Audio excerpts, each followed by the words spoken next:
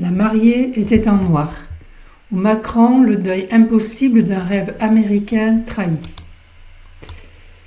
Dans La mariée était en noir, film de Truffaut de 1968, Jeanne Moreau incarne une femme abandonnée dans la plus cruelle des violences, celle d'un amour détruit par une tragédie irréversible. Sa robe de mariée devient noirceur, sa grâce se fait vengeance. C'est une mariée endeuillée qui refuse d'en finir, qui poursuit méthodiquement les figures responsables de sa perte. Derrière cette vengeance, il n'y a pas la colère pure, mais un deuil impossible, un refus de laisser mourir un lien fondamentalement rompu. Et voici Emmanuel Macron, figure politique fluide, stratège hors pair, mais aujourd'hui marié, défroqué d'un mariage idéologique avec les États-Unis. Avec ce rêve libéral, technologique et conquérant dont il fut l'un des plus fervents amants européens. Le président français, ancien banquier d'affaires, ancien élève des institutions, nourri par les Lumières et le pragmatisme anglo-saxon, a longtemps cru à ce couple idéologique. Un vieux continent réformé, projeté dans l'avenir par la puissance, l'innovation et les alliances transatlantiques. Il en fut l'un des enfants modèles. Mais aujourd'hui, la mariée est en noir.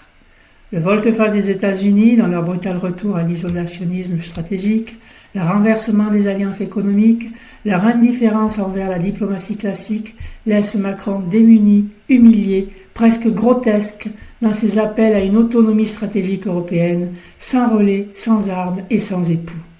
Le contrat est rompu, le rêve est brisé et pourtant il refuse le deuil. Le deuil impossible, entre vengeance, déni et vertige. Comme Jeanne Moreau, dans le film, Macron semble traverser les phases de deuil sans jamais en franchir le seuil.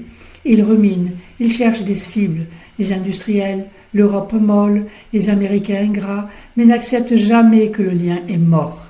La mariée ne veut pas retirer sa robe.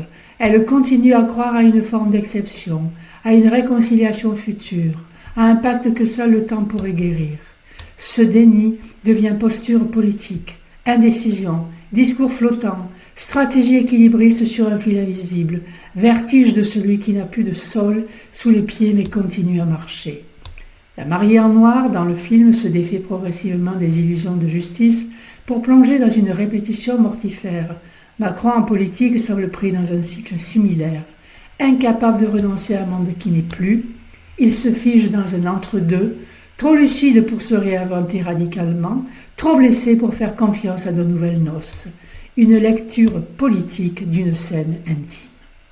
Ce parallèle filmique n'est pas une simple métaphore. Il dit quelque chose de l'intime dans la politique, du lien affectif et idéologique entre un homme et un monde qu'il a porté puis trahi. Il dit la difficulté d'en finir avec ce qui nous a constitués.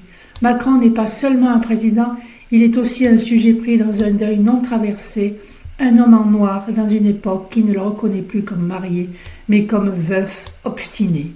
Et nous, spectateurs de cette stratégie politique, sommes entraînés dans cette scène prolongée, dans ce balancier incertain entre fidélité et l'ancien et l'impuissance à construire du nouveau.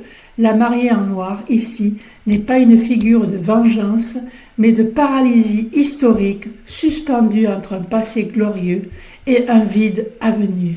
Un deuil impossible, cousu dans une robe d'illusion.